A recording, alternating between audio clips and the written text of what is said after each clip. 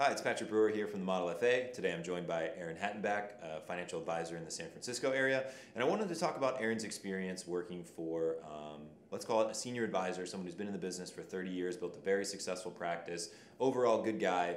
And Aaron was working there for a few years and eventually started his own practice. And I feel like a lot of us have been through similar experiences where we're working for someone else, we don't have equity in our business, or in the business, or in our relationships, and maybe we're even underpaid for the stuff that we do, and we don't really get recognized for our achievements as we kind of grow and evolve in the industry. Then we end up breaking out on our own and starting our own thing. So all is not lost, but I wanted to bring Aaron on to talk about that experience and just get his feedback since he's done it. So Aaron, I mean, what was your experience like when you first started in the industry, and then some of the things that I guess kind of happened over the time that you were working at one of these larger firms and eventually led you to start your own business?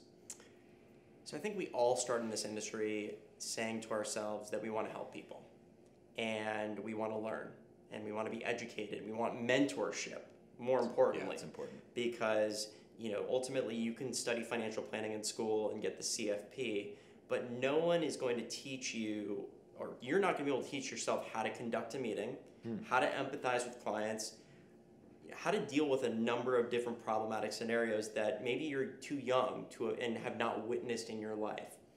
And so I felt that the best possible training I could get was working for a advisor that I thought I had a lot in common with, that was good at relationship building, was personable, one of the best. Likable. Yeah. He's one of the most likable people. Yeah. And I'm not going to reveal his name. But, and just a smooth talker, very trustable, very philanthropic. Just what I was looking for was somebody that I would want to emulate my life after. Mm-hmm. And so I really pushed aside the brand name when I was looking to join a firm, and I was interviewing the advisor that ultimately would be my manager. Yeah. And I tell advisors today to look for the same thing when you get into the industry.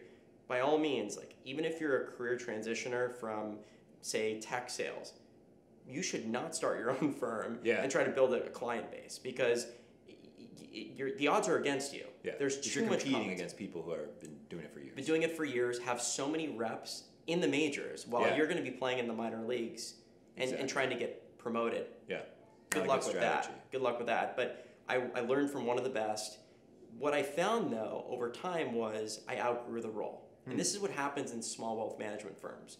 So say that I'm playing second fiddle to the managing partner, and I'm doing the portfolio management, the analytical work, the back office work, you name it. I'm doing everything that can make him, position him for success, make him look good with his clients, and give him leverage to go out and bring in more clients, right? Or deepen the existing relationships, or a combination of the two. And so I don't regret what I did, but what I can tell you is there were several things that I wish I had known.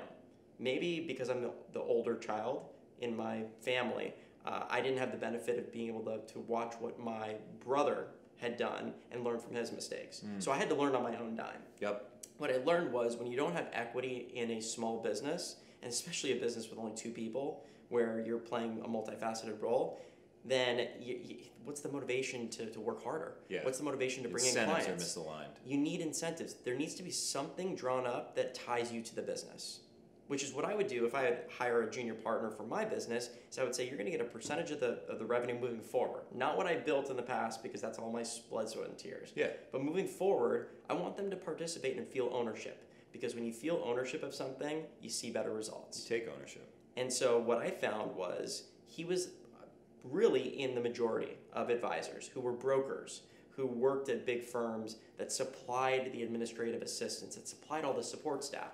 He didn't understand how to manage them. He didn't understand how to set expectations, how to set compensation, how to encourage them for a career path that would be within his practice. And so by not doing that, he was losing talent. And he's not alone. That's common in the industry. Super people move common. from a sales role into a business management leadership role, and they haven't been adequately trained or equipped to be able to handle that. Being a business owner is a very different skill set than being a financial advisor. Being a financial advisor, you're managing clients' money.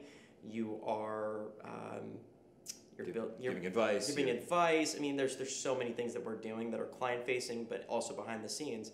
But you're not necessarily charting the path for a colleague to build within your business. And I think advisors are really good at telling people to plan for their business, for their retirement, but they are not good at taking their own medicine. Yeah. I think we do this commonly, where we prioritize other people's needs over ours. And so we say, you should have a disability insurance policy. You're self-employed. Well, I'm self-employed. Why the heck don't I have a disability insurance policy? Yeah. Like, am I positioning my clients for success by having a succession plan and by making sure that if something were to happen to me, my clients are going to be taken care of? Otherwise, I'm not fulfilling my fiduciary duty.